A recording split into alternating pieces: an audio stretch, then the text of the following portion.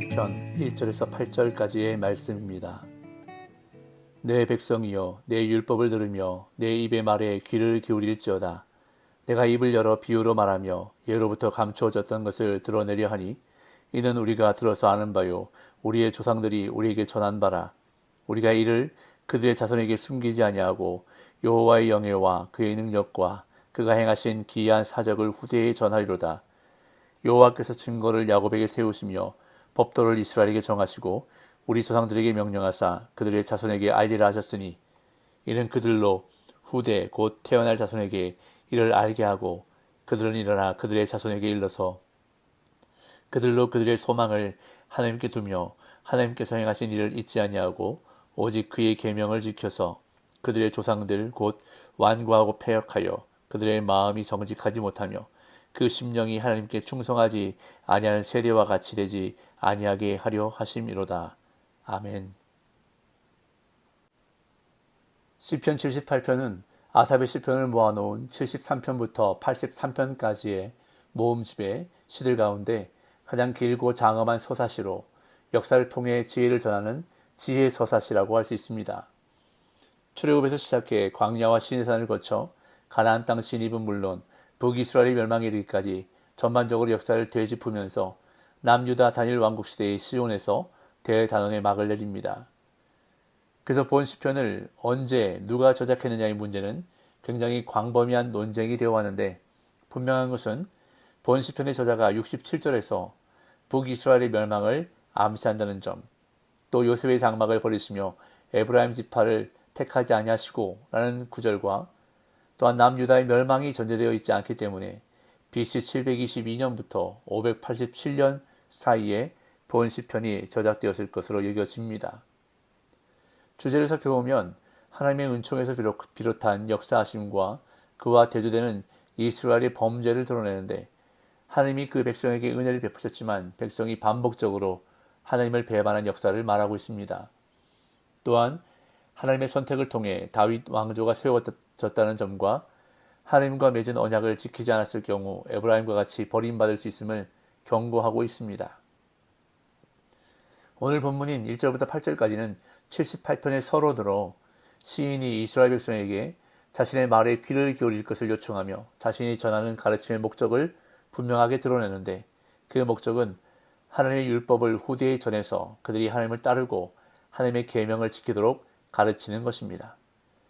먼저 시인은 마치 지혜 교사가 학생들에게 권면하듯이 백성에게 자신이 전하는 율법과 말과 비유와 예로부터 감추어졌던 것을 들으라고 말합니다. 1절 2절입니다.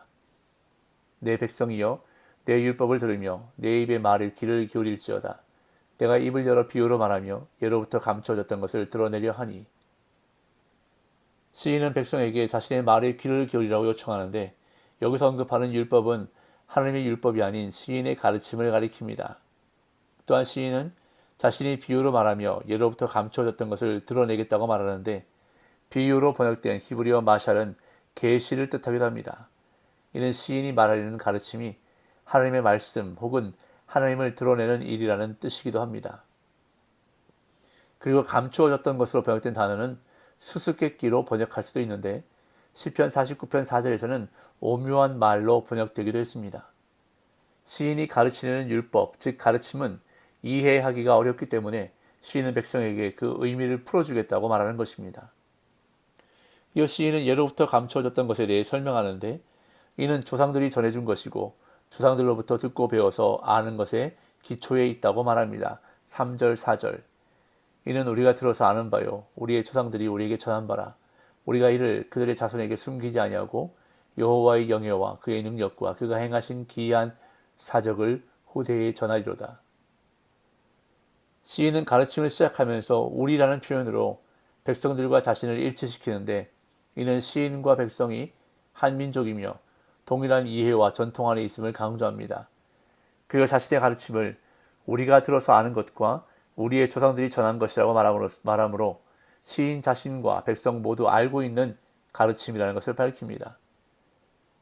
그러니까 시인은 새로운 무언가를 가르치고자 하는 것이 아니라 우리가 이미 오래전부터 알고 있는 것을 되새기겠다는 것인데 이스라엘의 역사를 되돌아보며 그 속에서 하나님의 놀라운 구원과 은혜, 그리고 그와 대조되는 이스라엘의 불순종으로 교훈하려 하는 것입니다. 그러면서 시인은 한 걸음 더 나아가 이 가르침을 후손들에게도 숨기지 말고 전해야 한다고 말하는데 그만큼 중요하다는 말입니다. 그리고 그 가르침의 본질이 무엇인지를 언급하는데 그것은 여호와를 찬양하는 일입니다. 여기서 언급하는 영예는 찬양으로 옮길 수 있는데 더 정확하게 말하면 찬양받고 기릴 만한 하나님의 일하심을 의미합니다. 또한 능력은 강력한 힘으로 백성을 구원하시는 하나님의 힘을 표현하며 기이한 사적은 사람이 예측하지 못하고 표현할 수 없는 하나님의 놀라운 행위를 뜻하는데 공동체를 위해 베푸신 구원 행위를 가리킵니다. 이어 시인은 하나님의 백성이 후대의 말씀을 전수하고 가르쳐 지키게 해야 할 이유와 책임을 명확하게 제시하는데 그 이유는 무엇보다 하나님이 이스라엘과 언약을 맺으셨을 때부터 명령하셨기 때문이라고 말합니다. 5절에서 8절. 여호와께서 증거를 야곱에게 세우시며 법도를 이스라엘에게 정하시고 우리 조상들에게 명령하사 그들의 자손에게 알리라 하셨으니 이는 그들로 후대 곧 태어날 자손에게 이를 알게 하고 그들은 일어나 그들의 자손에게 일러서 그들로 그들의 소망을 하나님께 두며 하나님께서 행하신 일을 잊지 아니하고 오직 그의 계명을 지켜서 그들의 조상들 곧 완고하고 패역하여 그들의 마음이 정직하지 못하며 그 심령이 하나님께 충성하지 아니하는 세대와 같이 되지 아니하게 하려 하심이로다. 시인은 가르침의 근거를 하나님이 주신 증거와 법도에서 찾는데 이는 시인의 산에서 하나님이 이스라엘 백성과 언약을 맺으신 것을 상기시킵니다. 그러면서 시인은 증거와 법도를 세우다와 정하다라는 동사를 사용해서 표현하는데 이는 하나님이 세우신 증거와 법도가 불변하고 견고함을 의미합니다. 근데 여기서 주목해야 할 표현이 있는데 그것은 하나님이 이스라엘 백성들의 조상들과 맺으신 언약의 내용, 즉 증거와 법도를 후손들을 위해 전달해야 한다는 점입니다. 이는 4절에서 말한 내용과 일치하는데 후손들이 하나님의 백성으로 살아가도록 이끄는 조상과 부모들에게 부여된 가장 중요한 의무이고 이 의무는 하나님이 그의 백성에게 하신 명령이기도 합니다. 이에 이스라엘은 애굽에서 나온 출애굽 세대뿐 아니라 뒤따르는 모든 세대의 후손들에게 하나님이 주신 증거와 법도를 가르쳐야 했습니다. 엄밀하게 말하자면 6절의 후대 곧 태어날 자손은 출애굽 2세대 곧 가나안 땅에 들어간 세대를 말하고 그들의 자손은 가나안 땅에서 태어날 세대를 가리킵니다. 그러면서 7절 8절은 하나님의 구원 역사와 율법을 모든 세대에 가르쳐야 하는 이유를 밝히는데 첫째 이유는 이스라엘로 그들의 소망을 하나님께 두도록 하기 위해서입니다. 이스라엘이 어떻게 존재하게 되었는지, 왜 존재해야 하는지를 알아야 하는데 이것은 백성으로 하여금 어떻게 살아야 하는지를 찾게 만들 것이고 결국 그들은 이스라엘의 창조자이신 하나님께 소망을 두게 될 것입니다. 또한 둘째 이유는 이스라엘로 하여금 하나님이 행하신 일을 잊지 않고 그분의 계명을 지키도록 하기 위해서인데 하나님의 율법뿐 아니라 하나님의 구원 역사를 잊어버리는 것도 정죄받아야 할 태도이기 때문입니다.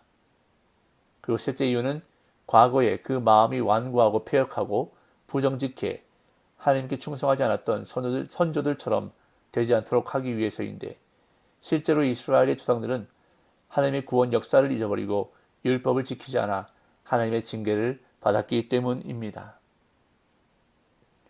구약성경 사사기에 보면 하나님께서 하신 놀라운 일들과 기적을 경험했던 가나안 1세대가 그들의 신앙을, 그들의 믿음을 자녀 세대에게 제대로 물려주지 못했을 때 그 세대는 다음 세대가 아닌 다른 세대가 되었다고 성경은 말씀합니다.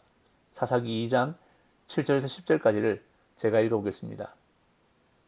백성이 여호수아가 사는 날 동안과 여호수아 뒤에 생존한 장로들 곧 여호와께서 이스라엘을 위하여 행하신 모든 큰 일을 본 자들이 사는 날 동안에 여호와를 섬겼더라. 여호와의 종 눈의 아들 여호수아가 110세의 죽음에 무리가 그의 기업의 경내 에브라임 산지 가하스산 북쪽 딥낫 헤레스에 장사하였고 그 세대의 사람도 다 그 조상들에게로 돌아갔고 그 후에 일어난 다른 세대는 여호와를 알지 못하며 여호와께서 이스라엘을 위하여 행하신 일도 알지 못하였더라. 사사시대가 이스라엘 역사 가운데 가장 악하고 어두운 시대가 되었던 것은 자녀들에게 신앙의 유산을 물려주지 않았기 때문입니다. 여호수아와 함께 요단강을 건너 가나안 땅에 들어갔던 세대들은 하나님께서 하신 놀라운 일들을 직접 경험했던 사람들입니다. 요단강이 갈라지는 것을 경험했고 여리고 성이 전투 한 번 없이 무너지는 것을 경험했던 사람들입니다. 하나님의 기적과 은혜와 복을 경험했지만 그들의 자녀 세대는 하나님을 섬기기는커녕 하나님도 알지 못했다고 성경은 말씀합니다. 그리고 그 세대를 가리켜 다음 세대라 하지 않고 다른 세대라고 성경은 부르고 있습니다. 사랑하는 성도 여러분, 우리의 자녀들이 다음 세대가 되기를 원하십니까? 아니면 다른 세대가 되기를 원하십니까? 우리의 자녀들이, 후손들이 다른 세대가 아닌 다음 세대가 되어야 할 줄로 믿습니다. 하나님을 알지 못하는 전혀 다른 세대가 아닌 오늘 우리가 예배하고 고백하고 섬기는 하나님을 우리의 자녀들도 후손들도 그대로 이어서 예배하고 고백하고 섬기는 우리의 다음 세대가 되어야 한다는 것입니다.